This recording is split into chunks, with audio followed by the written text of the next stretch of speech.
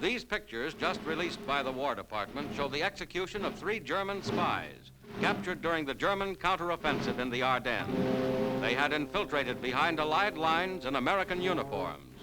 By ancient rules of war, they faced the firing squad.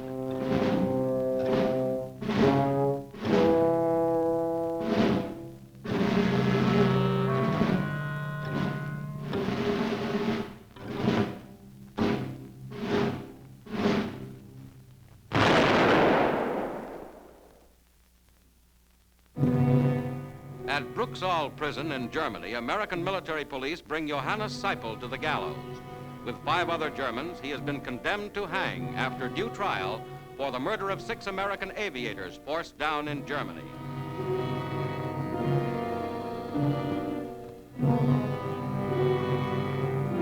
Friedrich Wüst, another of the gang who took the American prisoners of war away from their military guards to beat and kill them. Philip Gutlich. This is the official military record of the executions. Joseph Hartgen, leader in the murders, is executed last.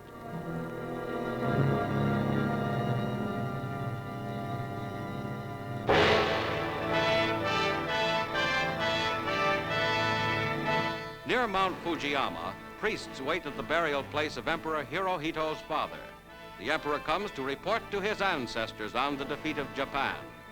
This visit, made only with General MacArthur's permission, is part of Japanese religious custom. The emperor wears semi-civilian court dress as he mounts to the great domed mausoleum. His mission is to explain the presence of American soldiers on Japan's soil. Hirohito's last previous visit was to report the Pearl Harbor attack. Today, his ancestors learn of Japan's utter defeat.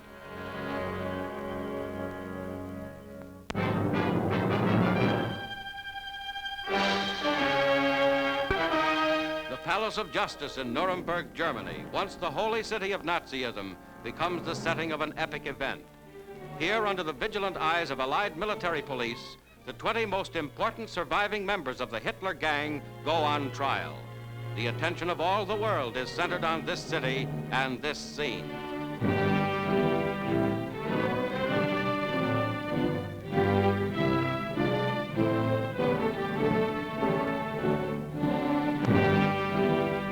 High representatives of France, Britain, America, and Russia form the tribunal. They will judge the ringleaders of a conspiracy that brought war to all the world for their crimes against peace and humanity.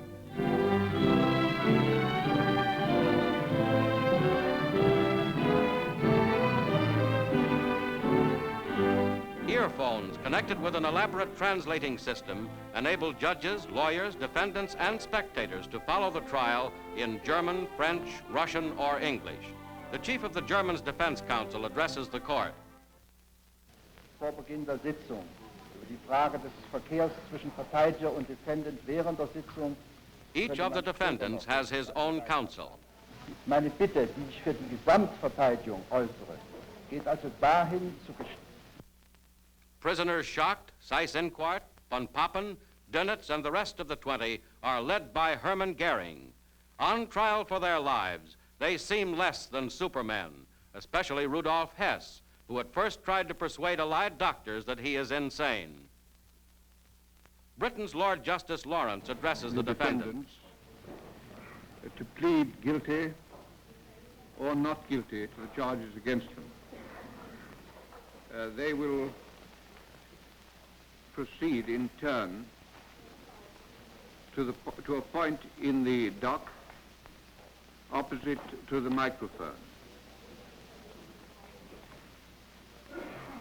Hermann Wilhelm Goring.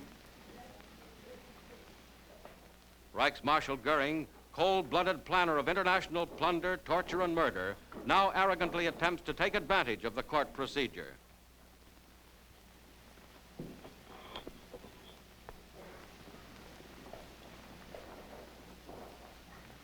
Bevor ich die Frage des Gerichtshofes beantworte, ob ich mich schuldig oder nicht schuldig bekenne,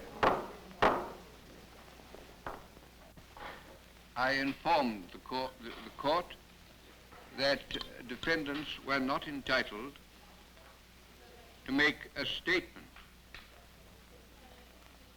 You must plead guilty or not guilty. Ich bekenne mich im Sinne der Anklage nicht schuldig. Not guilty. Rudolph Hess. Once the third-ranking Nazi, Hess parachuted down over England early in the war. Nein. That will be entered as a plea of not guilty. Joachim von Ribbentrop. Ich bekenne mich im Sinne der Anklage für nicht schuldig. Not guilty.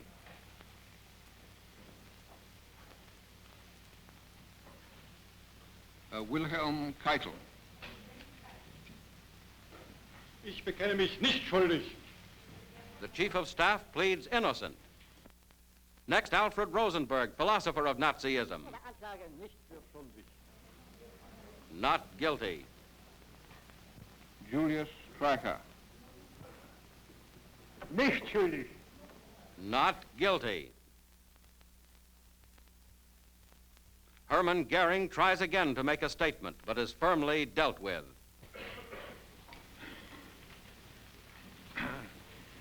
You are not entitled to address the tribunal except through your counsel at the present time. United States Supreme Court Justice Robert H. Jackson opens the prosecution's case. The privilege of opening the first trial in history for crimes against the peace of the world imposes a grave responsibility. The wrongs which we seek to condemn and punish have been so calculated, so malignant and so devastating that civilization cannot tolerate their being ignored because it cannot survive their being repeated.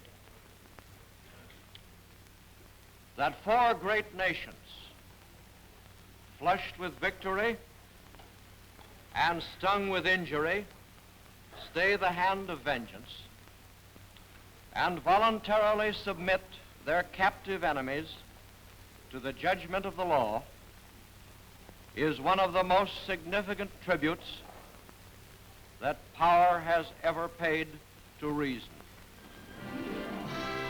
Documented in full from thousands of sources and attested to in the blood and suffering of millions, the case of the United Nations against Nazi Germany's leaders moves ahead.